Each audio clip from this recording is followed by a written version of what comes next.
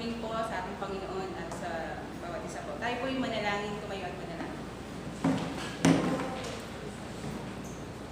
Panginoon namin Diyos na makapangyarihan sa lahat, purihin ka Lord God. Ikaw ang masamba, ikaw ang mapagpinturan, ikaw ang may taas Panginoon sa buhay ng bawat isa Panginoon. Lord God, kami nagpapasalamat sa umagang ito Panginoon sa panibagong buhay na pinagkaloob niyo po sa amin. Sa panibagong pagkakataon Lord God na muli Panginoon kami ay makasamba, makapuri Panginoon sa iyo, makakinig ng mga salita mo Lord God. Panginoon, sa umagang ito kami po'y samahan niyo, iparamdam niyo po ang inyong pagmamahal, ang inyong presensya Panginoon, nang sa gayon Panginoon na magkaroon ng bawat isa ng desire, Panginoon, kung paano ka namin paglingkuran, kung paano kami makapamuhay, Panginoon, nang nanaayon sa inyong kalooban.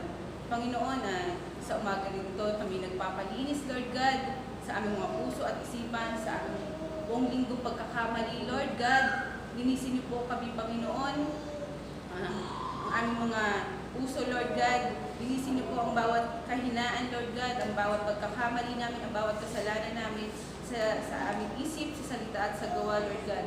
Nang sa ganon, anuman Panginoon ang aming mapakinggang salita, Panginoon, tumunyo ito sa aming mga puso at isipan at maisa pamuhay po namin ito sa aming pang-araw-araw ng buhay, Panginoon. At anuman ang desisyon namin sa buhay, Lord God, anuman ang plano namin, lagi ka namin kasama, Panginoon. Panginoon, dalangin ko rin po, Panginoon, sa mga tatayo, sa pulpitong ito, Panginoon, sa magsasalita, Panginoon, lukuban niyo po sila ng inyong banal na espiritu, ng inyong presensya, Lord God. Samahin niyo po, Panginoon, sila. Bigyan, Panginoon, ng karunungan, nagmumula sa iyo, Panginoon. Karunungan na hindi maibibigay ng sanlibutan ito, kundi sa inyo lamang, Panginoon, ang gagaling. Maraming salamat po, Panginoon. Patuloy yung pagbalain ng bawat isa na umaten. Ganun din ang mga mahal namin sa buhay na wala pa rito, Panginoon. Ganun din ang mga gatherings, Panginoon, na nagaganap sa umagang ito, Panginoon. Pagpalain niyo po, Panginoon. Maging katagumpayan po ng bawat isa, Panginoon, ang aming pagsamba, ang aming pagpupuri sa iyo. Ang lahat ng ito ay aming dinadalangin sa tanging pangalan ni Jesus. Amen. Amen. Lord, at muli tayo po ay nakadalo sa kanyang simbahan at sa ganon tayo po ay nakapag-fellowship po sa kanya. Ibig sabihin tayo po ay nakipag-isa. At ito po ay napakahalaga. Sa mundo nga po ito, pinakamahalaga yung tayo po ay makalapit sa kanya, tayo po ay pagharian niya. At makalakad ng ayon po sa kanyang kalooban. So sa araw po nito, may tuturing nyo na po mga sarili nyo na kayo po ay mga mananagumpay. Kayo po ay nagtagumpay laban sa mundo ito, laban sa mga gusto ng inyong katawan, dahil pinili po ninyo na higit sa lahat na kayo po ay makalapit sa Diyos. Palakpakan po natin ng Diyos. Ito po ay palakpakan po sa inyong sarili sa pagtatagumpay ninyo sa araw na ito. At nawa ay patuloy po tayo magtagumpay na siya po ay lagi maging laman ng puso natin. Kasi kung hindi naman po siya maging laman ng puso natin sa oras na ito, ano po ang iba ay tatama rin, ang iba ay hindi pupunta o lalapit sapagkat kung ano ang laman daw ng puso, ay kung ano ang laman ng puso, yun po ang ginugusto. So sa oras po ito, sino man ang nagaya, sino man ang pagpalain, basta mahalaga kayo po ay pumunta.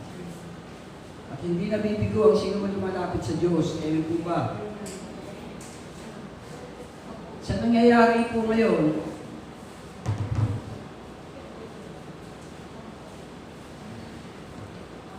ito naman mga pangyayari ngayon, hindi lang naman po ito sa ating barangay lang. Ang mga pangyayari ngayon ay nangyayari sa buong Las Piñas. At hindi lang sa buong Las Piñas, kundi sa buong Metro Manila. At hindi lang sa buong Metro Manila, kundi sa buong Luzon. Hindi lang sa buong Luzon, kundi sa buong Pilipinas. At hindi lang sa buong Pilipinas, sa buong mundo. Kaya nga, katakataka at marami na nagsasabi na malapit na talaga dumating ang Panginoon Diyos at Panginoong Jesus. Kasi kung ito yung nangyari lang sa loob ng barangay natin, maaaring hindi pa ito katakataka dahil nangyayari. Pero sa buong mundo kumbaga lahat ay nakakaalam sa nangyayari ngayon. At isa po sa hinuhula ng Diyos noon na magkakaroon na ng ganito, ng kapighatian, mga pestilence, bago siya bumalik. So, ibig sabihin, meron ng pangitain, meron ng sinyales. At At isa na nga itong mga nangyayari ngayon, na sinyalis na malapit na po siya dumating.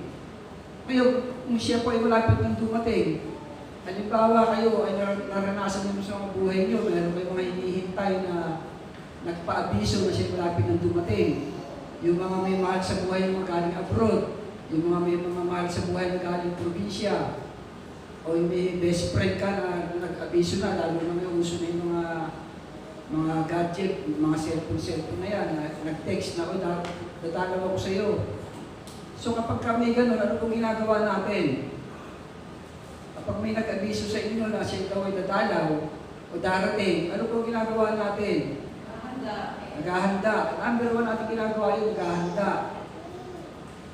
At ano yung paghahandang ginagawa natin? Unang-una, yung ating mga sarili, nahanda natin. Ang hirap naman pagdating niya, yung mga nakahubad pa tayo, ang dudumi pa natin, kung ano pang ginagawa natin, ang dumi-dumi ng paligid natin. So isa nga sa ginagawa natin, naghahanda tayo, nag-iinis, nag-aayos. Lalo na ang darating na pinaghahandaan natin, yung pinaka sa lahat. Siya po ang anak ng Diyos, may-ari ng gumawa ng langit, gumawa ng lupa. At siya pong dahilan kung bakit kayo po ay may buhay. Siguro humihinga kayo, alam nyo, dahil sa naka-face mask kayo, daman-daman yung hangin na lumalabas. Ang nakakapagtaka yung hininga nyo, hindi umaalis, ang dila, paglabas ng hangin nyo, ipapapasok din, kaya buhay kayo. Siya po ang may gawa niyan. At siya raw po ay malapit ng dumating. Lamang sa kanyang pagdating, kailangan tayo po ay natatnan niya, mahanda. Amen po ba? So tayo po, okay, muli, yung mga may Bible, taas po ninyo yung Bible nyo. Sige, taas yung mga Bible, very good yung may Bible. May premyo kayo po nang uuwi mamaya. Maga kayo po uuwiin. O yung walang Bible, tingin na lang kayo sa screen. Lamang, pag nag-brown out, ano na yung disadvantage na po sa inyo yun dahil wala makikita sa screen. Yung mga Bible, patuloy lang yung matitingnan. Kaya intindihin po ninyo sa mga buhay ninyo, once in your life, kailangan nagkaroon kayo ng Bible. Kung paano pinagsikapan ninyo ang mamahalagang bagay na gusto ninyo mangyari o mapunta sa inyo, ganun din po ang salita ng Diyos, ang Biblia, dapat maging ganun kahalaga sa inyo. Nasaan po ninyo? Na minsan sa buhay mo nagkaroon ka. At hindi po ito katulad ng mga binibenta sa sanlibutan ng pagkamamahal. Maliban na lang kung kayo po ay naghahangad ng maging pastor o matuto pa. May mga Bible na medyo maabot na 1,000 plus, pero marami po siyang video na pwedeng makatulong doon sa gusto maglingkod.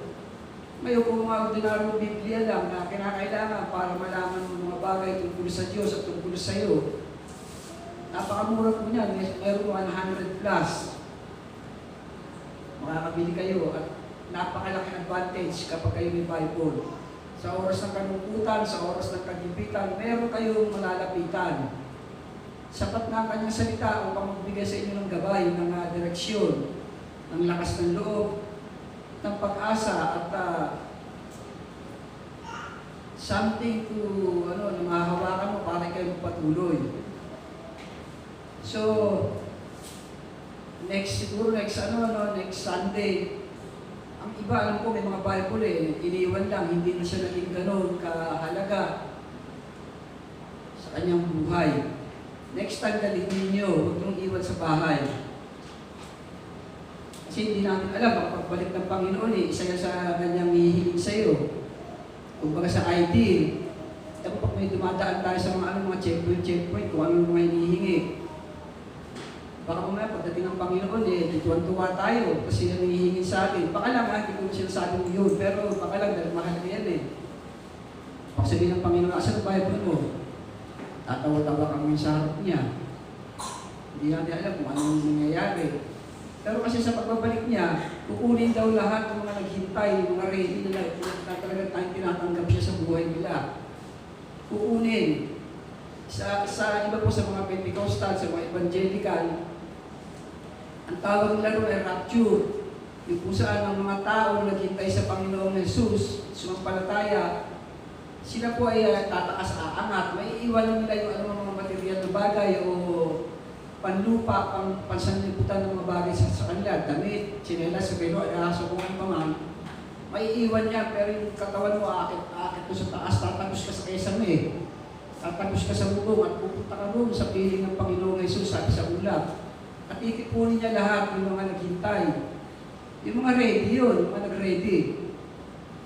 Ngayon hindi ko alam kung ang Bible ay pakahingin niya o itanong niya. Kasi isa yun sa palatandaan para malaman kung ang tao ay may relasyon sa Diyos. Kung ang tao ay may pagmamahal sa Diyos. Kasi love letter daw po ng Diyos sa atin ito So kung love letter yan, dapat iniingatan yan. Ako nga, hanggang ngayon love letter ko sa misis ko, nakatago pa Tinago niya, binigay sa akin. Tinago ko pa rin, hanggang ngayon, 1977 yun. Isipin niyo ang taon na ngayon. Napakatagal na. Pero tabi ko dahil iniisip ko baka minsan, yung apo ng apo ko, baka mga romantiko sila, kung ano, may mababasa ko sa kanila. Para may idea na sila, ganun pala noong 1977, ang corny nyo pala, sabihin ng aking apo ng apo ko.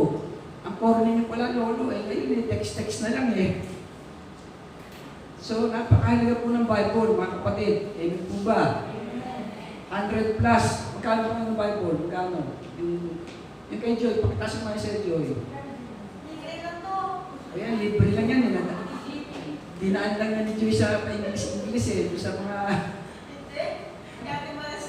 Ate Maricel. Magkano yung ganun, Maricel? Binibigay niya ako minsan. Ang araw marami tayo, wala lang, New Testament lang siya. Iba yung mga ganung Bible kompleto, old and new. O sige po, tingin na lang iba sa screen. Paki-plus nga natin yung Mateo chapter 25.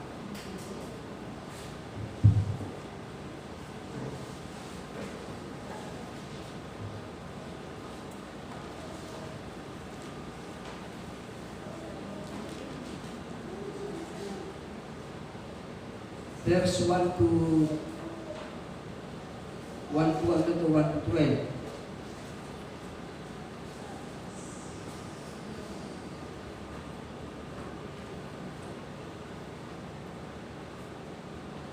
Pamagat ang talinghaga tungkol sa 10 dalaga. So pare-pareho walang favoritismo rito. 10 sila pare-pareho, babae. Sabi rito, dito may tutulad ang pagpasok sa kaharian ng Diyos. Kasi ito po isa sa pinagsusumakita natin, isang dahilan para nagsisimba, isang dahilan bakit tayo malapit sa Diyos. Kasi gusto natin makapasok tayo, makarating tayo doon sa kanyang kaharian. Kasi kapag ikaw nakapasok sa kaharian niya, may eternal life ka. Magkakaroon ka ng kaligtasan at kaayusan ng buhay mo. Sabi rito, may 10 dalaga na lumabas upang sumalubong sa lalaking ikakasal. So ang senaryo, merong kasalan. At meron siguro isa sa mga bakit iba-ibang presentasyon ng kasalan Siguro ito yung kasalan ng papasok ng lalaki, tapos may mga babae na mga nakadamit pang kasal. Tapos dito, iba may magdadalang bulaklak. Dito, ang dala ng mga babae dito, sabi rito, verse 2. Ang 5 sa kanila ay hangal at ang 5 ay matalino. So kung minsan excuse na po natin yung mga salita sa Bible, pero masyado na silang prangka. Wala nang paligoy-ligoy. Kung hangal. Kung mabait. Medyo brutal, pero ganun po nila dinidescribe.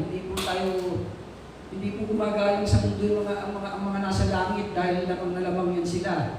Hindi yan magmamakaawa sa atin. Kung ano tayo, ganun talaga tayo tatawagin. Sabi rito, ang 5 sa kanila ay hangal at ang 5 ay matalino. Ngayon, mamaya magkakaroon tayo ng pagkaintindihan, hindi mga hangal at ano yung matalino.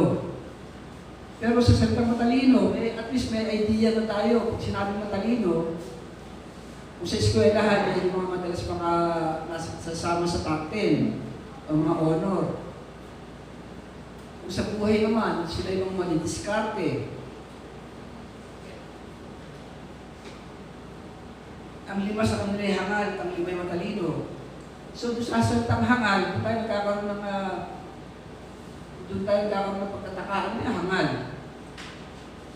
meron tayong mga pagkaintindi, kaya lang minsan negatibo yung pagkaintindi natin sa hangal. Minsan yung parang mura na ito, mura na parang minumura mo, parang... Pero kung iintindihin natin, parang kabaliktaran na siya ng isang matalino. Kasi yung matalino, yan yung mga matanong, yan yung mga maobserba, sila yung mga talagang mag-iimbestiga eh. Yung hangal, wala na, titingin lang, talaga namang bahala na, wala, hindi mag-iintindi kung tunay ba, kung totoo ba, kung tama ba. Okay, verse 3. Kasi po, pinag-uusapan natin yung nalalapit ng pagdating ng Panginoong Jesus. Kaya napakahalaga kung tayo bawat isa sa atin magkaroon ng paghahanda. At ito po ay tungkol doon. Dahil sabi, ito raw ay matutulad sa pagpasok sa kaharian ng Diyos. Kasi pag dumating po ang Panginoong Jesus, darating na rin yung kaharian. Kasi siya po ang hari eh.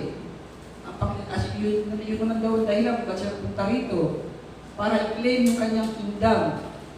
I-claim ang kingdom na ito na matagal na pinagharian din ng kaaway, yung Diablo, nung magkasala sila Eva at Adan, pinaglaruan ng mga tao, hindi na maintindihan, hindi na malaman ng tao na paano ulit babalik sa Diyos. So dumating ang Panginoong Jesus para i-claim na at palayain yung mga naaalipin, bigyan na ng paningin yung mga nabubulagan, yung mga hindi makakita ng mga katotohanan, ng liwanag, at bigyan na ng kaayusan ng lahat. So ang lahat excited, lalo na mga Hudyo rito, noong panahon na yan, sinisakot ng mga Romano. So sila man po ay naghihintay ng araw na sila lalaya. Kaya hinihintay rin nila ang Misayas o ang tagapagligtas. Kaya lang, dumating na nga, iba ang pagkaintindi nila, ibang iniisip nila kapareho ni Haring David na mandirigma. Talagang magaling yan. Dumating, napakabait napakamalumanay. Hindi mo lang hilig sa bayonet, sa gulo. Pero napakamakapangyarihan, nauutusan ng hangin, nauutusan ng dagat, nabubuhay ang patay, nakakita ang bulag. Napakamakapangyarihan niya na talaga namang higit pa siya sa kahit sinong tao o mandirigma. Tanda po, ang pinatutukulan ko po rito ay ang Panginoong Jesus na malapit ng dumating. Kasi nga sa mga nangyayari na itong sinabi nito, itong mga pandemya na ito, tandaan po natin, hindi lang naman ito sa lugar natin nangyayari. Pinag-uusapan rin ito sa lugar ng Africa, sa isang barangay sa Amerika, sa Saudi. Nangyayari din po ito para ipaalam sa lahat na sinasabi ng Biblia ay totoo. Na magkakaroon ng mga kapighatian bago dumating ang Panginoong Jesus.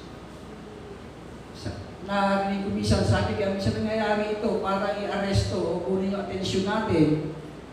Kasi kung basta bibigyan lang tayo ng laya o aluwan sa buhay, baka malimot natin siya eh.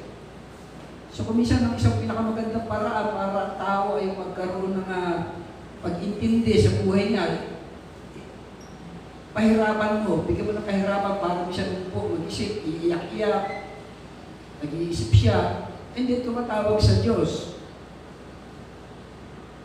Kasi ang madalas ang tao kapag busog, kapag puno, kapag kalmado lahat sa buhay niya, nakakalimot. Masabi ang tao, walang kasiyahan. Pag mayroon na, gusto pa ng gusto. Kaya pag binigyan ng Diyos ng blessing, kinabukasan blessing uli ang hinihintay. Hindi na hinihintay yung bigyan ng blessing. So, bakit tinawag na hangal at tinawag na matalino itong mga ito? 10 sila. 5. 5 ang 5 ng matalino, bawat isa ay may dalang ilawan. Ang 5 sa kanila ay hangal at ang 5 ay matalino. Kayo pumipiliin, sa kayo rito, sa yung hangal o yung matalino? Sa salita pa lang, alam nyo na kung anong tama. Alam nyo na yung matalino, magdabis yun, paghangal o ayokong gano'n. Verse 3, ang mga hangal ay nagdala ng kanilang ilawan, pero hindi nagbaon ng langis. So yung ilawan nila noon, yung kanilang lamparan noon, ang pinaka-fuel, ang pinaka-gas ay yung oil. Maaaring ito yung olive oil o kung ano pang langis ito na mula sa halaman. Katulad natin, yung ating punong nyug, yung langis niya, nagkililiyab . Pwede mo rin gawing lampara, pwede mo rin gawing pangluto. Yung mga hangal daw ay nagdala naman ng ilawan pero hindi nagbaon ng langis. Subalit ang matatalino ay nagdala ng langis bukod pa sa nasa kanilang ilawan. So yung mga matatalino, so yun lang pala ang diferensya. Mula pa noong Sunday, pinipreach natin, huwag kayong magwawalang bahala. So yun lang naging diferensya. Nagising kay Esau kung bakit naging na-found out siya hanggang ngayon, hindi na siya tinanggap. Kasi anong pag-iyak-iyak niya, anong pag-drama ang gawin niya, ayaw na maniwala ng Diyos o sino man sa kanya. Kasi nga, walang bahala siya. At ano man daw napakahalaga na hindi mo na yung binaliwala, hindi na naibabalik. Subalit ang matatalino ay nagdala ng langis. So nagdala sila ng extra fuel o extra na panggatong doon sa kanilang dalang lampara o ilawan.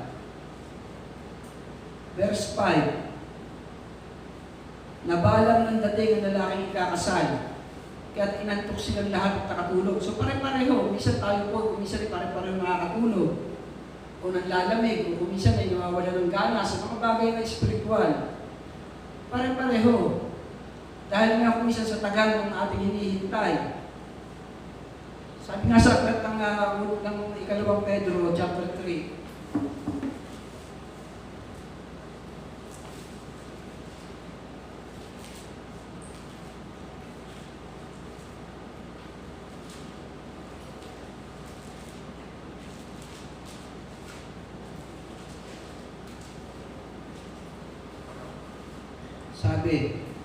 Sabi rin sa ikalawang Pedro chapter 3, 2 Peter chapter 3, verse 4. Umpisa lang sa verse 3. Ikalawang Pedro chapter 3, verse 3. So wala nang pinag-iiba sa senaryo noon at saka sa nangyayari ngayon. Noon panay paramdam ng Diyos pag nagagalit na hindi naman siya ganun Panginoon, hindi naman ganun nabibiglain tayo. Nabigla na lang naparusahan na tayong lahat, nabigla na lang luminto na ng pagkalalakas. Hindi, katulad kayo ng panahon ng Eva at Adan, nila Noah, nagkakaroon muna ng mayroon muna ng babala o warning. Dumating muna si Noah at bago dumating yung napakalaking dilubyo na yun, baha. Sabi, halos 100 taon na nag-preach o nangangaral si Noah sa mga tao na magbago na dahil may darating na kalamidad na tatapusin na yung mga masasama, yung ayaw maniwala sa Diyos. Hindi naman binigla, nagkaroon muna ng mga warning, nagkaroon muna ng mga babala. Ang tagal muna bago dumating yung baha na yun. Ganun din nangyari sa Sodom and Gomorrah.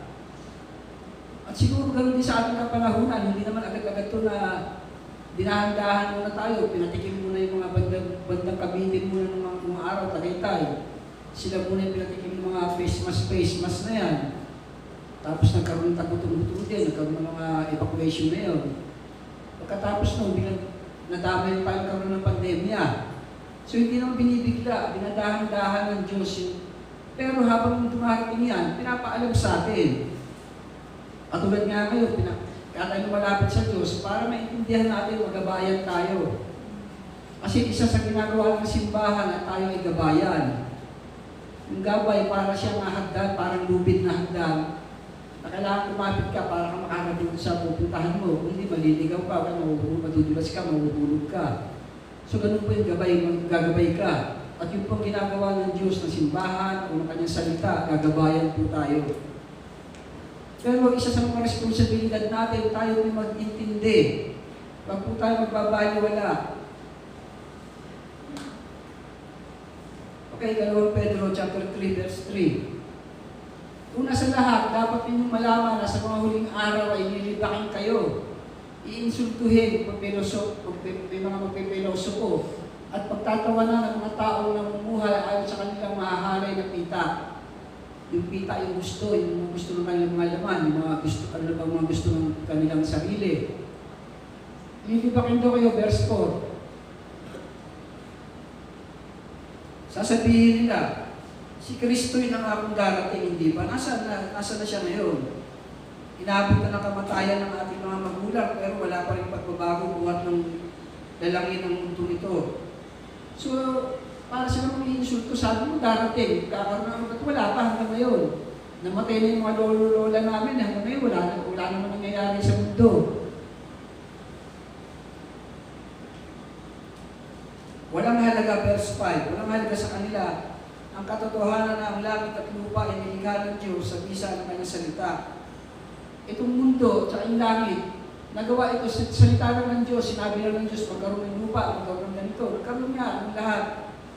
So hindi ito napakahirap para gawin ng Diyos na burahin, tanggalin, parusahan ang sino man nandito at sino man nandoon.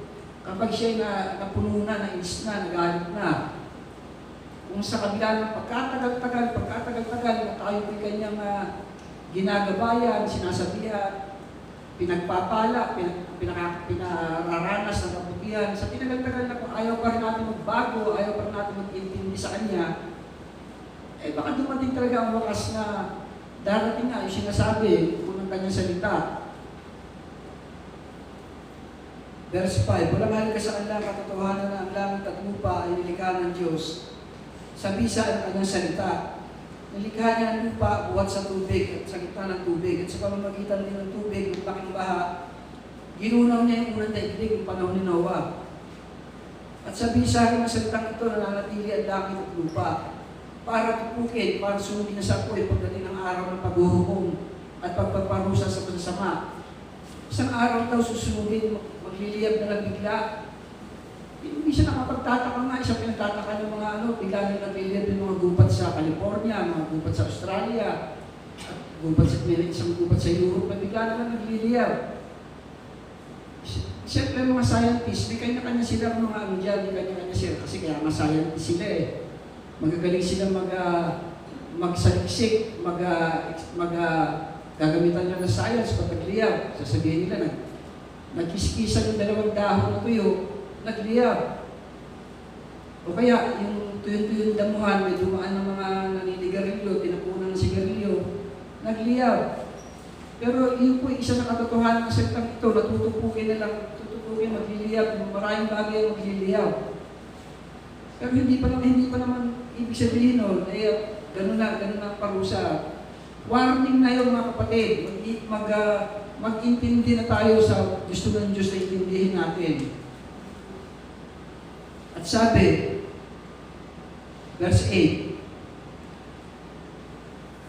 nananatili ang langit at lupa para tupugin sa apoy pagdating ng araw ng paghuhukom at pagpaparusa sa masasama. So napakahirap nito. Yung magkaroon ng tsunami, magkaroon ng baha, makakaangsat pa dahil malamig Kumapit ka lang sa mga nakalutang na bagay, maaari ka pang maligtas, pero magliyab na lang yung biglang paligid Kagaya ngayon, hindi na rin maintindihan paano mapipigilan ito, tuloy-tuloy na yung climate change. Yung climate change, painit ang mundo. Taon-taon na dadagdagan na ng degrees at dahil sa init, natutunaw yung mga yelo sa mga North Pole o South Pole. Natutunaw yung yelo at pag natutunaw, pupunta sa dagat yun at tubig, tumataas. Kaya nga, isang araw, may mga senaryo na yung New York, Malabon, Manila, kasama na tayo, Las Piñas, ay lulubog tayo sa tubig. Pero madali-dali pa yun dahil pwede tayong mag-ready ng mga mailulutang na bagay at sumakay doon. Pero yung init, masyadong init, dahil sa init, natuyo na yung tubig, wala nang mainom, nangangamatay na yung mga halaman, yung mga taniman ng mga palay, wala nang nangangamatay na rin. Yun ang mahirap. Tapos nagliliyab na bigla yung mga bagay-bagay. Kaya, kailangan lumapit tayo sa Diyos, magmahal tayo at makiusap tayo at intindihin natin siya. Kaya nga po nakakatuwa ang araw na ito. Ito po yung araw na kung saan nagkaroon na tayo ng live music. At talaga namang napakabuti po ng Diyos. Kasi mga musician natin, they remain the same. Mula po nawala sa kanila. Nandun pa rin po yung magaling nila. Diyos pa rin po ang nagpangyari nito. Palakpakan po natin ang Diyos ng mga. Napakabuti po ng Diyos. Verse 8. Ngunit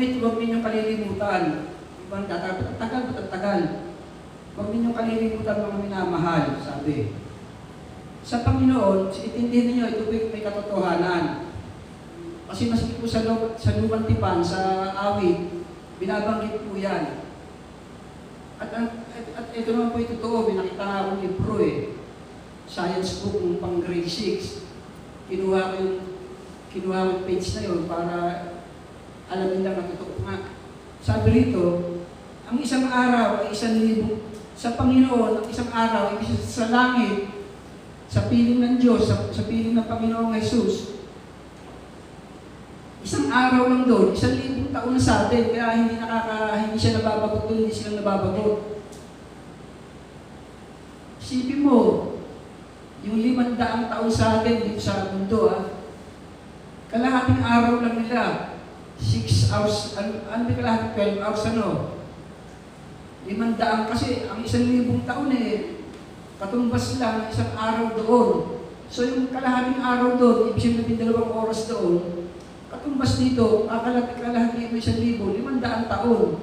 Ibig sabihin, mula nung dumating sila Magellan dito, 15th century, ano lang yun, kalahating araw pa lang nito, hindi sila naiinip.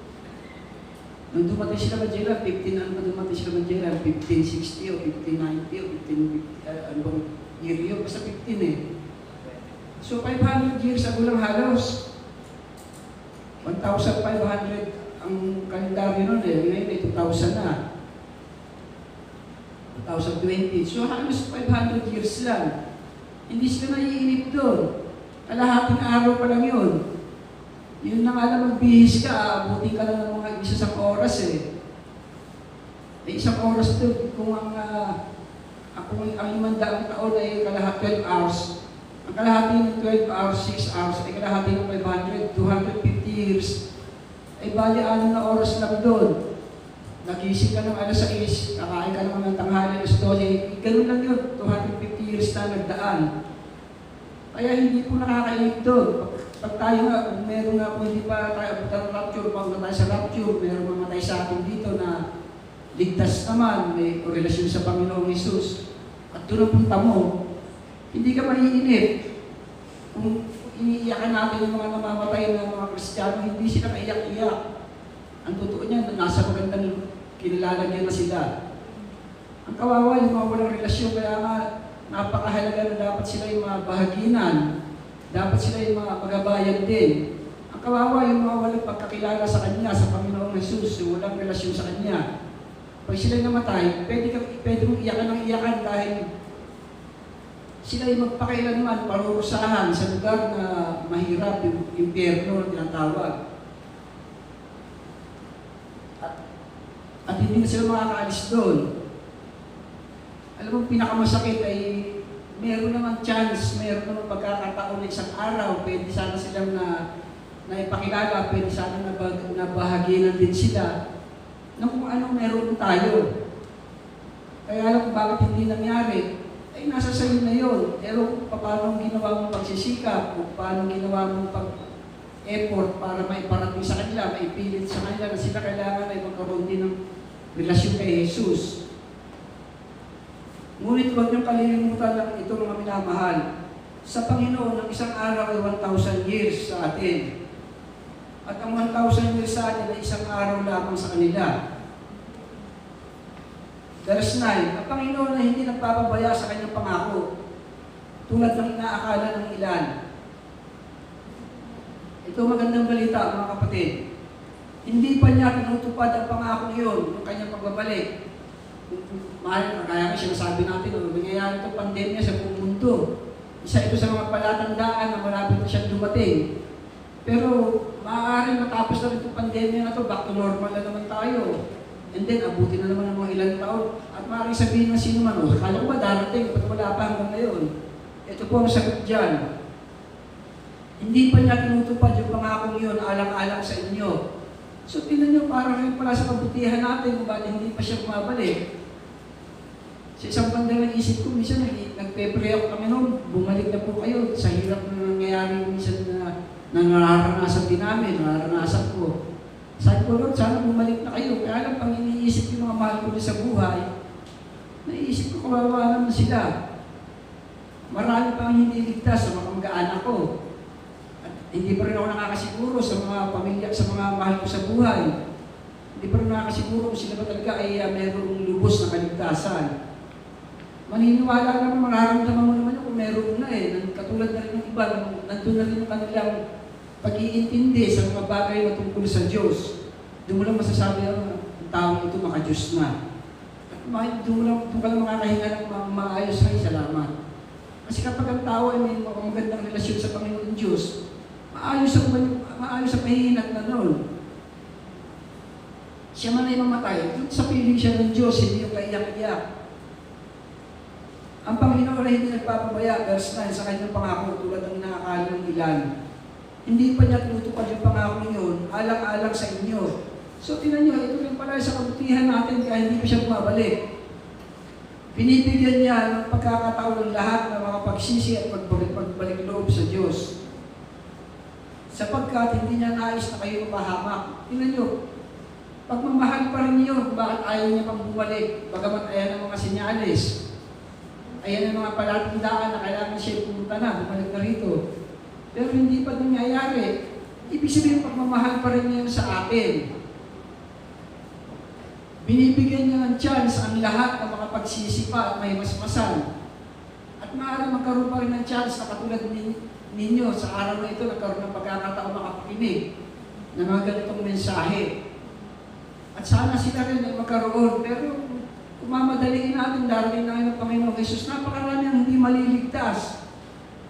Marami mga Kristiyano, mga hindi maligtas Kasi yung iba, may nakakala nila kasi minsan sa buhay nila 10 years ago, 5 years ago, sila ay nakapasok sa simbahan na ito. Sila ay nakapaglingkod, sila naging bahagi. And then nawala, naglamig na nakatranak sila sa mga bagay sa mundong ito at doon sila naging abala, hindi sila nag-intindi na sa mga bagay na spiritual. Pinaparating ko ba sa inyo, kinuwento ko ito kay Isaw, na kahit na anong pag-iyak pa, kahit na anong pakiusap, ayaw nang ibigay sa kanya. Hindi na binabalik. Yung pagpapala na dapat ay sa kanya naman dahil panganay siya. Ganun din sa atin, kahit na born again ka, tumanggap ka 5 years ago, huwag mo sabihin hindi nawawala. Kaligtasan po'y nawawala kapag ang tao ay nagbawalang bahala. Isulat ninyo para ma-share ninyo sa mga tao nagsasabi na hindi na tayo makapupunta sa eterno, hindi tayo iligtas na. Ang kaligtasan po'y nawawala kapag kayo po'y nagwalang bahala. Meron nga, close na kay Jesus miyembro ng 12 Masasabi mo ng miyembro ng 12 ng circle ni Jesus Naot pa nawala pa si Judas. Isa po siya sa mga alagad.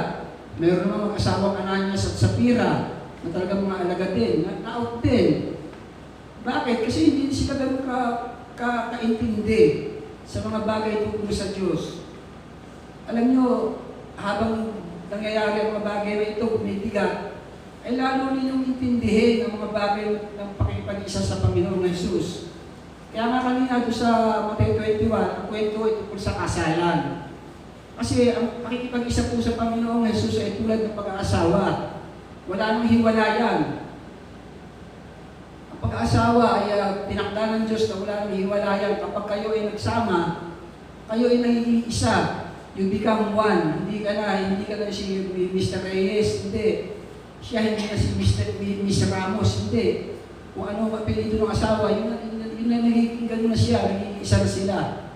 So ganun po inihahalin tulad ng Diyos ang nakikipag-isa sa Kanya. At huwag ka mag-alala, hindi ka naman niya pababayaan basta nakipag-isa ka sa Kanya. At ikaw ay nagbistulang ka alagad ng Jesus. Hindi ka niya pababayaan. Ba't ka pababayaan? Siya ang gumawa nitong mundo Lahat ng mga nandito, siya gumawa Ipagdadamot niya ba sa iyo lahat ng mga nandito sa mundo? Ipagkakaloob niya sa iyo. Lamang, kasama siyempre si Jesus dahil siya ang gumawa nito Ang hirap naman nung farmer na nagtanim ng kunyari ng prutas bibigyan ka tapos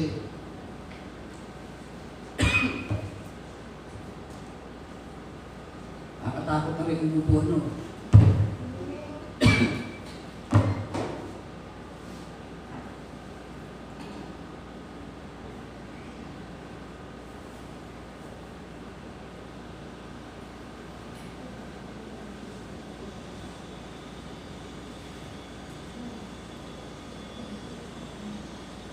binibigyan niya ng pagkakataon ng lahat na makapagsisi at magbalik loob sa Diyos. Tingnan nyo, kaya minsan hindi pa bumabalik. Kasi kailangan masave eh. Kasi kung babalik nga rin, nung nag-pray ako palagay ko mga 2 years ago, nag-pray ako, Lord, bumalik na po kayo. Gulo na ng mundo, hirap na po. Kung 2 years ago nagbalik siya, di ba paano na? Baka inaakala ko na palibasa, nagsimba na yung mahal ko sa buhay na yun, iligtas na. Eh hindi pala isang ganun lang ang hinihintay ng Diyos, ang hinihingi ng Diyos, talagang commitment eh. Talagang ugnayan. Ugnayan na kung saan meron ka talagang tunay na pagpapahalaga sa Kanya. Intindihin po natin uli anong bagay na napakahalaga kapag ikaw pinagbaliwala, ito po'y nawawala. Kung meron pong napakahalaga sa inyo ngayon, buhay niyo, kalusugan niyo, isama niyo na riyan yung inyong relasyon sa Diyos. Napakahalaga po niyan, pahalagahan niyo talaga yan, intindihin niyo. Dahil pag yan po ay nawala, hindi na ang hirap na ibalik. Pwede naman, kaya lang, may mga iba talaga hindi na naibabalik. Ang Biblia nagsasabi, hindi na lang naibabalik. Ay tumalikod, hindi na naibabalik, hindi na napagsisisi. Ngunit, saan ba tayo? Verse 10, ngunit ang araw ng Panginoon ay darating na tulad ng isang magnanakaw. So yung pagdating niya, biglaan niya, walang makapagsasabi na warningan pa tayo, o yan, malapit na dahil nangyayari. Hindi. Darating tayo tulad ng isang magnanakaw. Kung magnanakaw, hindi naman niya magpapaalam sa iyo eh. Bigla na lang kukunin niya yung kanyang gustong kukunin. Sa araw na yun, ang kalangitan ay biglang mawawala ang paparang na may nakakapangilabot na ugong. Hindi natin alam kung paano yun, hirap i-describe nun, may tunog. Matutupok ang araw, buwan, mga bituin, at ang lahat sa lupa ay malalantad. Siyempre, pag mga surog na lahat parang disyerto na yan, wala nang nakatago, walang building na makikita ka, poste na nakatayo, mga puno na, yung iba kaya nakakaligtas pa sa gubat dahil sa mga puno eh. Pag nagliyab lahat yan, nasunog lahat, wala na lang, nakita lahat. At yamang ganito magiging wakas ng lahat ng bagay. Ito, itindihin ninyo. Italaga na ninyo sa Kanya ang inyong sarili at mamuhay ng ayon sa Kanyang kalooban. Verse 11. Yamang ganito magiging wakas ng lahat ng bagay. Italaga na ninyo sa Kanya ang inyong sarili at mamuhay ng ayon sa Kanyang kalooban. Yun ang tema ng ating pinag-uusapan po. Italaga na ninyo sa Kanya ang inyong mga sarili at mamuhay ng ayon sa Kanyang kalooban. Ibig sabihin araw-araw, sa bawat gagawin mo, ano sa Kanya, itatanong mo, Lord, okay po ba ito? Ayon ba ito sa kalooban niyo? Ngayon, para malaman mo, ayon sa salita ng Diyos, ito ba'y naaayon? Ito ba'y legal? Ito ba'y pwede?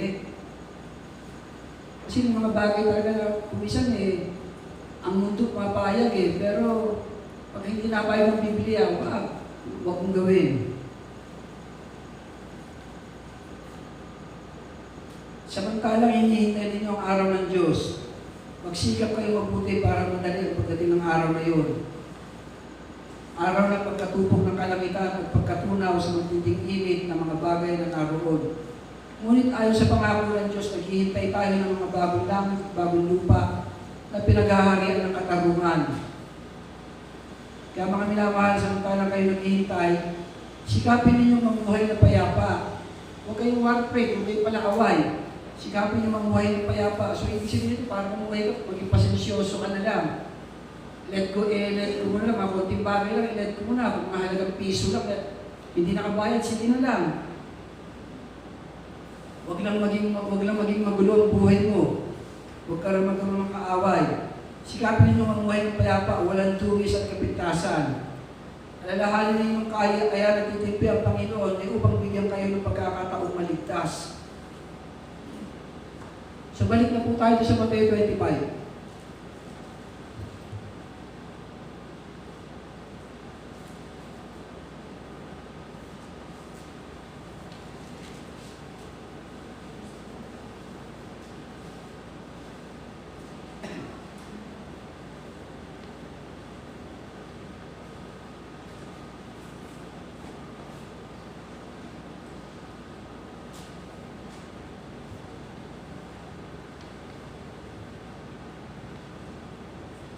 verse 5, nabalam ng dating lalaking kakasal. Ngayon, bakit nabalam? So yun ay paliwanag natin kanina, ba't nagtagal? Kasi pag sabi nabalam, na medyo na-delay ng konti, na-delay. Nagtagal. At doon, nagiging isang problema sa atin yun. Pag tayo po yung natagalan, pagka hindi agad dumating, ayuda man ito o ano pa ba, kapag hindi agad dumating, nagkakaroon tayo ng galit, nagkakaroon tayo ng ano-ano ng lalamig. Ngayon, pinaliwanag dito ng Biblia kung ba't nababala, ba't hindi nagtagal, o bakit nagtatagal. Sabi dahil din Diyos sa atin, mahal kasi tayo niya. Gusto niya kasi maligtas pa ang marami. Tingnan mo sa loob ng bahay mo, sino pa rin sa tingin mo hindi paligtas? Huwag nating akalain na, ay, mabait naman yan, trabaho, bahay, trabaho lang yan. Huwag natin akalain po ang ganon. Huwag natin akalain na, hindi naman nagmumura yan, hindi naman nagsusugal ligtas na yan. Hindi ganon. Ang Biblia, ang sabi ng John 1 verse 11, balikan natin yun. Pahapihan ko lang, John chapter 1 verse 11 and 12. Ang Biblia, hinihingi o inaasahan, sabi dito na kasi nagpunta siya sa kanyang bayan nagpunta sa Israel, sa mundo nagpunta siya. At pumunta sa Israel, ang hari, ang Panginoong Jesus. Sabi ron, hindi siya tinanggap ng kanyang mga kababayan. Ang totoo nga niya, pinatay siya ron binugbog, hiniya at ininsulto at kung ano-ano. Verse 12. Pero, ngunit ang lahat ng tumanggap at nangalig sa kanya ay pinagkalooban niya ng karapatan na maging anak ng Diyos. At gusto ng Diyos maging anak na tayo, gusto niya maligtas tayong lahat at magkaroon ulit tayong ugnayan sa kanya. Ganun naman ang simulan, galing sila Eva at Adan Yung kanilang fellowship, napaka-close naglalakad ang Diyos sa hardin, kasama nila, nakakakwentuhan sila. Parang pamilya talaga, ganun ang gusto ng Diyos pinahal tayo ng Diyos Iniisip ko, napakalungkot kasi sa itaas Bakit kayo nasa mataas na kapangyarihan? Katulad ng mga presidente, napakalungkot mo pag wala kang kakwentuhan. Kung saan meron kang ma-share ng mga bagay lang, tatawanan kayo at kung ano-ano. So gusto ng Diyos yun, kung gawin sila Eva at Adan, ganun ang simula Kaya lang, gusto mo malaman ng Diyos kung ito ba ay may pagsunod sa Kanya, ito ba ay mananatiling tapat sa Kanya. At kahit sino naman, yung hinahanap sa Kanyang kapwa kung gusto mo maging tunay na kaibigan niya, maging tapat ka sa Kanya. Kung gusto mo kayo maging mabuting anak, maging tapat ka sa pamilya mo, sa magulang mo. Gusto mo maging tapat na empleyado, maging tapat ka. Gusto mo maging mabuting empleyado, maging tapat ka sa pinagtatrabahuan mo. Yun naman hinahanap ng kahit sino Universal yun, hindi lang dito sa loob ng simbahan, sa buong kahit saan, kahit nasa pinaka-bunting sulok ng puso mo, hinahanap mo yun na ang sino man ay maging tapat sa iyo. At yung damdamin na yun, wala namang ibang pinanggalingan kundi sa Diyos. Kasi tayo ng Diyos, binigyan tayo ng mga damdamin na mula sa Kanya at isa yun sa binigyan niya sa atin. Yung tayo ay mahalin, tayo ay bigyan ng katapatan. Walang lukuhan, walang dayaan, walang... So nag-uutos ang Diyos sa kanila, huwag niyong gagalawin niya na huwag niyong kakainin niyang prutas na yan. Isang bagay lang para matiyak kung tapat ko mga to. Pero bago naman nagbigay ang Diyos ng bawal, marami nang pwede. Sa paraiso na yun, napakarami nang pwedeng kainin, napakaraming prutas, napakaraming tanim. So parang bigyan ka ng isang bawal, hindi big deal yun, hindi yun ikakasama, ikakalungkot mo. Pwede mo sabihin, kung ayaw ng Diyos gawin mo yun, napakarami naman na pwede legal gawin. Pwede kong gawin ito dahil hindi siya magagalit. Pero yung bagay na ikagalit niya, huwag mong gawin, yun ang ginawa nila, nasira na yung ugnayan. Nasira na, napalayas na sila, nawala na yung fellowship, yung close na fellowship. Tingnan nyo, para tayo kumisa maging close sa Diyos, kailangan magkaroon pa tayo ng praise and worship. Kailangan awitan pa natin siya. At dun, pag inaawitan natin siya, dun lang minsan nagkakaroon yung mga puso natin ng pakaramdam na nalalapit tayo sa Kanya. Nung araw hindi, kusa ang Diyos bumababa sa presensya nila. At minsan nakakasama nila, naglalakad sa hardin. Kaya pa rin gawin ng Diyos sa inyo kapag kayo po ay may ugnayan sa Kanya. Pero para mapangyari yun, talagang napakalaking bagay ang dapat gawin. Kaya ang Biblia nag-uutos, kailangan ipanganak kayo muli. Sa kalagayan mo yan, hindi mo pwede. Napakarami ninyong nagawa na kasalanan sa Kanya at nasa puso niyo yun, na dapat maalis kung wala. Ang kabayaran ng kasalanan ay kamatayan.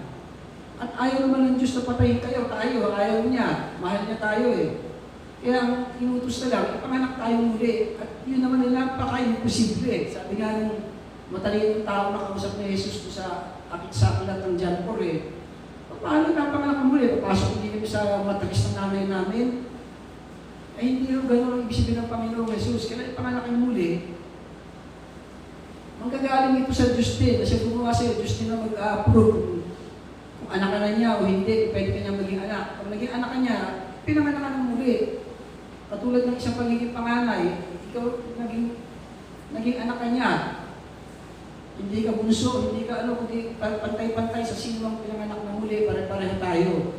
Kahit ako pinanganak na muli noong 1985, at ikaw ngayon 2015 lang, hindi ako naging lamang sa iyo, pareho lang tayo. Kaya nga sa mata ng Diyos, ang lahat ng pinapanganak na muli na born again, pare-pareho yan. Lamang yung magwawalang bahala doon sa kanyang pagiging born again, sa kanyang relasyon sa Diyos, doon nagkakaroon ng pagtatalo.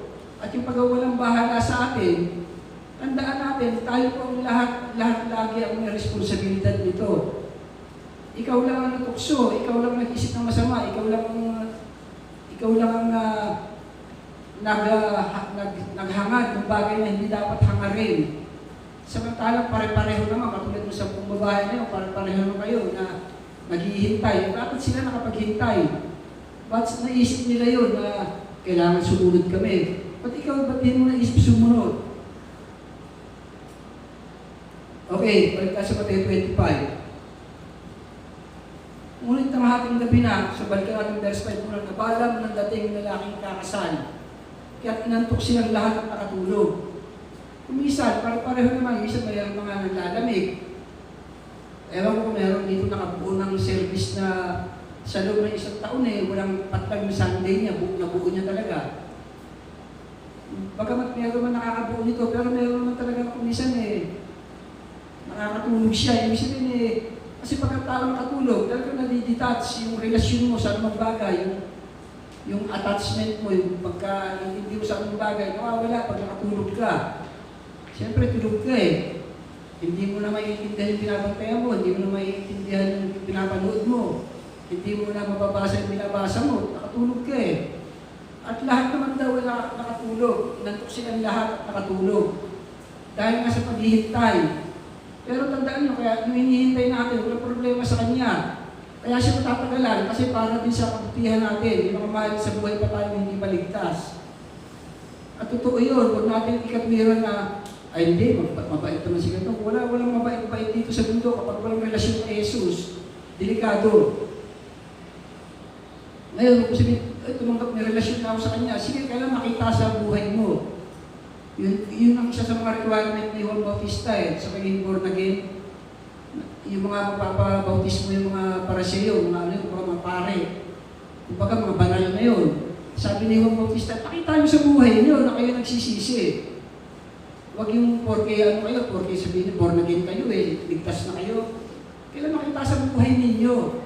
So yun po, yun ang isang pag-iintindi kung walang halaga sa relasyon mo kay Jesus. Araw-araw yun, hindi yung tuwing linggo lang. Hindi, araw-araw, oras-oras. Kaya nga sabi ng Panginoon Jesus, pasanin mo ang iyong krus at sumunod ka sa akin. May intindihin nyo, araw-araw pala yung oras-oras yun. Pagtulog mo, paggising mo, pagkain mo, pagtayo mo, paglakad mo, araw-araw, oras-oras yun, may relasyon ka kay Jesus. At ano mang gagawin mo, may kinalaman sa relasyon mo sa Kanya. Inantok silang lahat at nakatulog. Pero nang hating gabi na ay may sumigaw. Narito na ang lalaki ng kakasal. Salubungin ninyo. Agad, sabi rito sa verse 7, agad nagbangon yung 10 dalaga at inayos yung kanilang ilawan. So pare-pareho 10, pareho tayong lahat. Sabay-sabay. Sabi, kung malapit na dumating ang Panginoong Jesus. So So, kanya-kanyang ayos, kanya-kanyang intindi. O, dahil meron Panginoong Jesus, nakikita ng mga sinyales. Sinabi ng mga hangal sa matatalino, bigyan naman ninyo kami ng konting langis, andap-andap ng aming ilawan.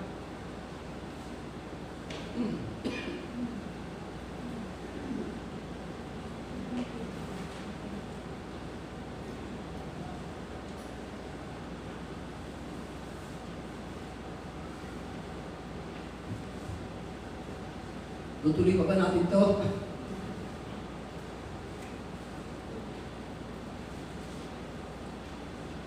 Sabi ng mga hangal,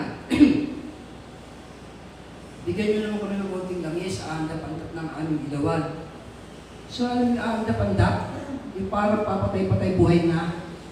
Bakit ganun? Kasi yung fuel, yung gas, kumbaga yung gas kasi yan ang fuel ng lampara. O kung ano man siya, kung langis o ano, o konti na. Minsan yung level nung ano na tumatouch pa sa ang tawag ba na gasa? Yung pinaka may parang sinulit, yung tela sa pinaka pabilo. Ano ba ibang tawag doon? Minsan yung level, pagka mababa na, pag inaalog-alog mo, medyo tatouch pa rin sa pinaka-pabilo na yun, na nasisip-sip naman ng tela, tutuloy pa yung apoy niya. Kaya lang pagka hindi mo siya magagalawin, bumababa yung level ng kanyang langis. At kapag ganun, delikado mamatay siya.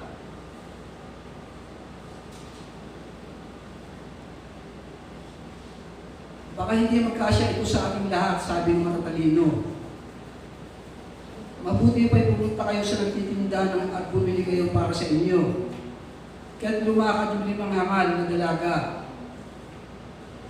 Samantalang bumibili sila, dumating na yung lalaking ikakasal. Yung 5 nakahanda ay kasama niyang pumasok sa kasalan at sinarado yung pinto. Pagkatapos dumating naman yung 5 hangal na dalaga. Sabi nila, Panginoon, papasukin po ninyo kami, sigaw nila. Pero sabi nung nasa loob, sinasabi ko sa inyo, hindi ko kayo makikilala. Kaya't magbantay kayo, sapagkat hindi ninyo alam ang araw ni ang oras ng pagdating po ng ating Panginoong Jesus. Tingnan ninyo, pare-pareho tayo, nakakatulog o ano, pero pagdating ng Panginoon, kailangan yung commitment natin, yung ating relasyon sa Kanya, kailangan na nandun yung buo yun. Kaya nga sinasabi ko, huwag kayong magbawalang bahala. Intindihin po ninyo araw-araw siya, oras-oras. Ano ba nagagawa ng langis? Dito, siya ang pinaka-fuel, siya ang pinaka-gatong para manatili nililiwanag yung lampara dahil darating na ang Panginoon. Ano pa ba naman nagagawa ng langis? Sabi, it will keep you going. Kaya yung mga makina, mga sasakyan, pag siya hindi napapalitan ng langis, ng bagong langis, ay delikado maapektuhan, masira ang kanyang makina, ang performance niya. Kaya napakahalaga na siya ng bagong langis dahil pag tumatagal na dumudumi yung langis na yun eh. So ang langis po ay na pangyayari nito ay ipagpatuloy yung anumang bagay ang kanyang ginagawa. So magkakaroon tayo ng idea. Ang nagagawa po ng langis sa anuman, sa makina at sa mga makina, ay may pagpatuloy nito ang anumang bagay na kanyang ginagawa kapag ito ay mayroong langis. So kailan ka lang ba naging palasimba? Itong pandemya lang, paano pagka normal na lahat, maayos na naman? Back to abala na naman tayo sa mga bagay sa mundo? Mawawalan po kayo ng langis dahil isa sa mga langis dito, bagamat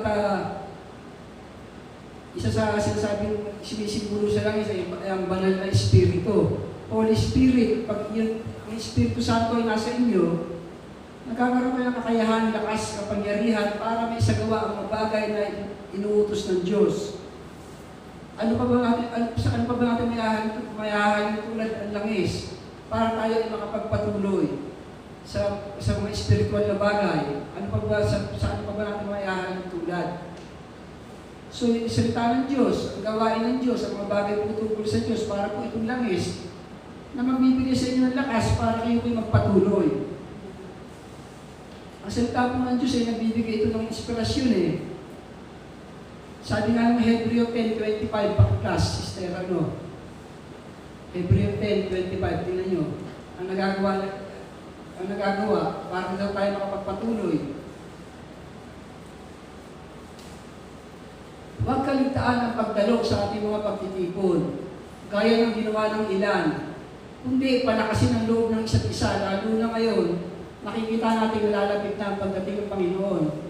So, ano ito yung maitutulong natin na langis, parang langis, na magbibigay sa atin ng lakas ng loob, dahil nalalapit na pagdating ng Panginoon. Yung ating mga pagtitipon, huwag kaligtaan ang pagdalo sa ating mga pagtitipon dahil ginawa ng ilan, kundi palakasin ang loob ng isa't isa. Kasi napapalakas ko yung kalooban natin, bawat isa natin nagkakaroon ng kalakasan ng loob. Hindi dahil nakita ko kayo, nakita ko siya, kundi dahil sa napakinggan ko kanyang salita. Nagbigay po ito ng lakas ng loob sa akin, sa buhay ko. Mula noon hanggang ngayon, yun naman po ng dahilan kung bakit ako nakakapagpatuloy. Sa kanyang salita, ang asawa ko tuwing umaga sa radyo, nagbubukas siya ng Christian station, at marami siyang nakukuha, nagbibigay sa kanya ng gabay at tama-tama, yun naman ang pamagat sa radyo, gabay sa Ardi ng panalangin at saka gabay. So, yun po yung mga mistulan langis na nagbimistulang ilawan para tayo maliwanagan. Sana naunawaan ninyo, amen po ba? Amen. Amen. So, ito pong ating ginagawa ngayon, isa po ito sa parang langis. Pero kapag kayo po ay nagwalang bahala na naman, pag dumating na naman ng time na naging maaliwan ng buhay, naging masarap na naman, at nabisi na naman tayo sa kung ano-ano, katulad ni Martha, na-share natin last Sunday. Kilos dito, kilos doon. Pero alam ko sa bandang huli, ikaw rin ang mahihirapan. At naman, nung mahirapan si Martha, buti na lang, alam niyo, kahit na maaliwan ng buhay, may kahirapan din eh. Hindi naman madali, maski mga babay and sell ka, hindi naman madali. Bibilihin mo yung produkto, kung ikaw naman ay nagtitinda ng mga pagkain mamamaliki ka, lulutuin mo, napakahirap din. Kung isa mapapagod ka, tatawag ka rin sa Diyos. At yun din sasabihin ng Diyos sa iyo, katulad kay Martha, masyado ka kasing busy sa kung anong-ano, abalang-abala ka, alalang-alala ka sa kung anong-ano. Iisa lang ang mahalaga. At yun yung kinuha ni Maria at hindi ito aalisin sa kanya. It will keep Maria going. It will keep Maria in a big hope. Magkakaroon lagi ng laki pag-asa si Maria dahil sa salita na kanyang napapakinggan. So mga kapatid, huwag po kayong magwalang bahala. Malapit na dumating ang Panginoong Jesus. Kung nababala man, mayroong dahilan dahil gusto niya maligtas ang lahat. O maaaring tayo pa mismo, kulang pa to. Maaaring ka hindi pa dumarating, kulang pa itong commitment natin sa Kanya. Maaaring tayo ay mga lang, parang sumpong, parang masinusumpong lang. May sabi, emotional, mga emotional Christian lang. Pag maganda ang simoy ng panahon maganda pakaramdam natin. Pero pagka medyo mainit mainit ulo natin. Pagka walang pera, walang ganito, may init ng ulo. Susumpong lang, gano'n. Kailangan ma-maintain po natin ito. Amen po ba? Amen. Pagpalain po tayo ng Diyos at maging handa po yung maging handa po tayo. At lagi ninyong ilagay sa puso ninyo ang gawain po at paglapit sa mga bagay tungkol sa Diyos. Ito po yung mistulan langis na makakatulong sa buhay mo para ikaw yung laging magliwanag. Amen po ba? Amen. Pagpalain po ang bawat sa atin. Kung kanina, Mateo 25, ngayon Mateo 24 tayo. Okay, sa verse 3 muna tayo. Mateo 24, verse 3. Diyan na? Okay, sabi dito, dito na tayo sa bandang sabi, kailan po ba mangyayari ang mga bagay na ito?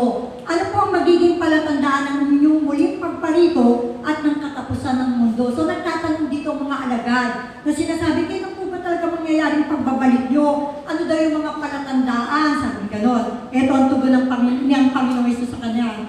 Mateo 24:36, 36 to 44 to, pero 36 lang tayo mag-focus, saka 44. Okay, so ito ang tinubo ng Panginoong Jesus. Ano ba yun? Okay, mamaya. Okay. Okay, ito ang tinugon. So, nagtanong ang mga alagad, kailan po ba mangyayari ito at anong mga palatandaan? Ito ang tugon niya. Ngunit walang nakaalam ng araw at oras ng pagsapit niyo. Kahit ang mga anghel sa langit, even mga angels, hindi alam kung kailan babalik ang Panginoong Jesus. O ang anak man. Pati ang Panginoong Jesus na siyang babalik, hindi rin niya alam kung kailan. Sino lang? Sabi, ang Ama lamang ang nakakaalam nito. Okay, so mamaya magtatanong tayo, nung may katanong tayo, kala mo ba ang Panginoong Jesus ay all-knowing? Yung alam na lahat. Ba't pagdating dito, hindi niya alam? Okay, so mamaya yung kasagutan. Verse 44. Lagay natin 44. Ito ngayon ang ano niya, sa 44. Okay. Sabi nito, kaya maging handa kayong lagi. Okay? So may kinalaman niyo sa 10 dalaga, no? Laging maging handa kayo sapagkat darating ang anak ng tao sa oras na ninyo inaasahan. Okay. So ito yung paliwanag, binilisan ko na lang. May mga bagay na nais pagdiinan dito ng Panginoong Jesus. Okay? Alam naman natin na talagang babalik siya talaga. Okay? So, ang gusto ng Panginoong Jesus na pagtunan ng mga alagad at gayon din ko sa atin ito, ipinakapaalala po sa atin. Katapatan, maging handa, mabuting katiwala, umaasa tayo, o habang naghihintay na tayo, umaasa tayo sa katuparan ng kanyang pangako na siya'y babalik. Amen? So, ang pinagdidiinan ng Panginoong Jesus, ito, yun nga, katapatan, handa, mabuting katiwala, umaasa tayo sa katuparan ng kanyang pangako na siya'y muling magbabalik. Okay. Sabi nito sa napakinggan ko, habang ako'y hinihintay ninyo, ito ang pagtuunan ninyo ng pansin. So, angkop ito sa atin ngayon, okay? Ang pagiging handa. At huwag na lang natin tanungan kung kailan siya babalik. Basta babalik siya for sure. Amen? Maski nga siya sinabi nito, hindi niya alam. Ang nakakalam daw ay yung Ama sa langit. So, being faithful, alert, good steward, at nananangan tayo sa mga pangako ng Diyos, yung pagbabalik at trusting the promises of our Lord Jesus Christ habang tayo daw ay naghihintay. Ito ang pagtuunan natin ng pansin, yung pagiging tapat. Katulad din nung kanina sinabi ni Pastor kanina. Okay, ang tanong kanina, di ba, ang sabi ko, akala ko ba all-knowing ng Diyos? Ba't hindi niya alam ang pagbabalik niya? Ang narinig ko, ang sabi, voluntary niyang sinunod na kahit all-knowing siya, ipinaubaya niya sa Ama niya kung kailan siya babalik. Naghihintay ang Panginoong Yesus sa anong direksyon na iaata sa kanya ng Ama na nasa langit. Kumbaga, ang Ama ang nagtakda ay siya lamang ang nakakalam sa mga pagbabalik ng Panginoong Yesus. Kasi meron ang mga nagsabi, yun nga, ang tanong, bakit hindi niya alam? Alam ba all-knowing siya? So, ang paliwanag dito, at least meron tayong idea, voluntary niyang inano na bahala ng Ama. Basta ako susunod kung ano man yung iniatas na sa akin. Pag sabi, babalik ka na, babalik siya. So, ang gustong pagdiinan dito ng Panginoong Yesus, nung tanongin siya ng mga alagad no na kailan po ba mangyayari ko at anong mga palatandaan, huwag na tayo mag-focus doon, kundi yung buhay natin, i-focus natin sa pagiging tapat. Amen? Maging tapat daw tayo, handa, mabuting katiwala, umasa tayo sa katuparan ng kanyang pangako na siya'y muling babalik. Amen po ba? Naunawaan po ba natin? Okay. So, nakasulat din naman dito yung mga palatandaan ng muli niyang pagbabalik. At nasabi rin nga niya, Pastor, sabi nga ng iba, at totoo yun, baka daw itong pandemic maaaring isa na rin itong palatandaan. Ako din tingin ko maaari. Okay. Ang sabi dito, so maaari rin malapit ng pagbabalik ng Panginoong Yesus. Maaari mamaya na, bukas. Ang tanong, handa ba tayo? So, lagi daw natin isa-isip ito na baka mamaya na ka at paano ka ba namumuhay habang naghihintay. Hindi natin masasabi, malay ko mamaya na, baka sa oras na ito, biglang bumalik ang Panginoong Yesus. Okay? No need na magtanong pa tayo. Ang tanong ng kung kailan, mabuhay tayo sa araw-araw na nasa isip natin, babalik na kaya ang Panginoong Yesus mamaya. Amen. So, ibig sabihin, kung na natin tanong kung kailan, yung palatandaan, andyan naman, alam natin for sure, 100%, babalik ang Panginoong Yesus. isa-isip daw natin yung pamumuhay natin dito sa lupa habang tayo ay naghihintay. At lagi din natin isa-isip, baka mamaya nga babalik na ang Panginoong Yesus. Amen po ba? Yun ang lagi ko isa-isip, baka nga mamaya babalik na ang Panginoong Yesus. Yung bang tayo na maliit na papel natin na maliit?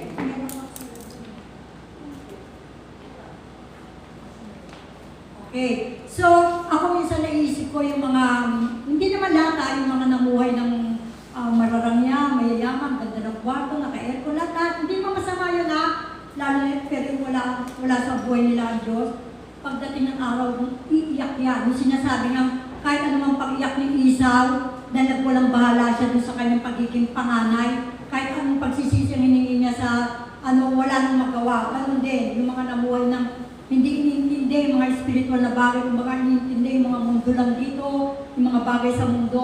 Pag yan mga namatay na punta sa impyerno, kahit anong pagsisisi nila, anong pag-iyak nila, wala na silang magagawa. So tayo mga kapatid, pasalamat tayo na nakakapakinig tayo ng salita ng Diyos. Kaya nga napakahalaga po talaga ng pagdalo dahil dito napapaalalahanan tayo. Diba sabi ko sa Hebrews 10:25, huwag daw tayo a-absent, kundi rin lang naman ang importante yung dahilan natin. Dahil dito napapaalalahanan tayo, napapalakas tayo, at sabi yung gayon, alam naman natin na malapit nang bumalik ang Panginoong Yesus. Amen po? So kailangan po lagi tayong sensitive o aware, lagi isa-isip natin, baka nga mamaya babalik ng Panginoong Yesus. So lagi po tayo handa, mahirap po ang maiwan. Amen? Alam naman natin ang pupuntahan, di ba? Dalawa lang naman yan. Yung langit at impyerno. Paulit-ulit natin sinasabi to. At yung pupuntahan natin yung sinasabing forever na wala nang balikan. Talagang forever na, wala na talagang lagi-lagi nandun na. Kung sa impyerno ka, lagi ka nang nandun. At puro pasakit, pahirap. Kung sa langit ka, very good yun. At forever din po yun. Amen po? Wala yung mali. So ulitin ko, ang tanong daw, ikaw ba'y handa? O paano ka ba daw naghahanda? O paano ka namumuhay sa panahon na to?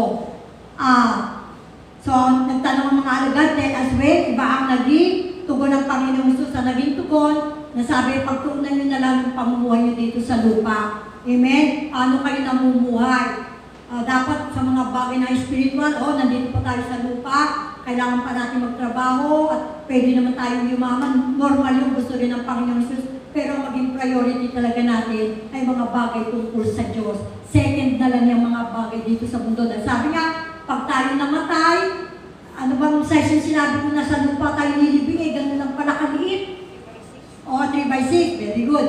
3/6, o kaya kung tayo daw itutunawin, yun, ang cremate, napakaliit na earn lang tayo. O madadala niyo ba yung mga yaman na dito, pinag-focus nyo, yung bang yun yung inalala nyo, yun ang pinrioritize ninyo. Amen. So hindi naman masama yun, pero alam ng Diyos kung paano binibigyan nyo ng priority sa inyong buhay siya, kung siya ba talaga ang namumuna sa buhay ninyo. Amen. So sa umagang to, nawa nakakuha kayo ng aral at tandaan nyo, maaaring itong pandemic na to, isa na sa palatandaan na malapit na talagang bumalik ang Panginoong Yesus. Okay? At alam ko naman, yun din ang isa-isip nasa sa isip ng iba. So kung gano'n ang pananaw natin, maging handa tayo, lagi maging tapat sa Diyos, mahalin nyo ang Diyos, dahil napakabuti ng Diyos. Mula ng pag-pandemic hanggang ngayon, hindi tayo pinabayaan ng Diyos. Meron ba dito pinabayaan ng Diyos na sumala sa pagkain, hindi nakakain, ginuto? Siguro naman, wala no. Meron ba? So wala siguro, sino? Sumobra pa, di ba? O di ba? Totoo yun, sumobra pa. Maski sa amin, sa buhay din namin ni Pastor, hindi naman din kami nagano. Pero wag din naman tayo mag-aaksaya, okay? Kailangan nagtitipid din tayo. At yun ang mabuti, nagtitipid po tayo. Amen po. Okay. So, Maraming Diyos sa mga pangyarihan sa lahat. Lord, muli maraming salamat po sa oras na to, sa pagkakataon na muli kami nagtipon-tipon, nagsama-sama, Panginoon. At Lord God, salamat po sa mga salita ninyo na aming napakinggan na muli nagbigay kalakasan sa aming mga buhay espiritual. Salamat po, Panginoon, at patuloy niyo kaming inire-remind, pinapalalahanan, Panginoon, na laging maging handa, Panginoon, lalo na sa iyong pagbabalik. Salamat, Panginoon, sa patuloy na pagbibigay sa amin ng lakas, ng sigla, Panginoon, para makapagpatuloy, Lord God, na makapamuhay ng ayon sa iyong kalooban. Lord God, muli, pagpalain niyo po ang bawat isang naririto. pagpalain niyo po ang buhay ng aming pastor na siyang naghatid ng inyong salita. At Lord God, bigyan Lord God ng ang bawat isa ng malalakas pang pangangatawan at kaisipan, Panginoon, upang maisa pang buhay ang aming mga napakinggan. Muli Lord God, maraming salamat. Muli, kung paanong ligtas niyo po kaming dinala sa inyong templo, ganun din Lord God na ligtas niyo po kaming dadalhin sa aming mga kanya-kanyang tahanan, dala pa rin ang pagpapala ng iyong mga salita. Lord God, pagpalaan niyo po kami, ganun din sa mga tahanan namin na aming uuwian, ganun din sa mga mahal namin sa buhay, sa malalayong Panginoon. Sila rin po Lord God ay patuloy niyong samahan at ingatan. At Lord God, patuloy kaming dumadalangin sa inyo, bigyan niyo po kami ng lakas, patuloy niyo po kaming tulungan Panginoon na maibahagi pa Lord God ang salita ninyo sa mga mahal namin sa buhay na hindi pa nakakakilala sa inyo. Muli Lord God, maraming salamat. Ito po ang aming samang dalangin. In Jesus' name we pray. Amen.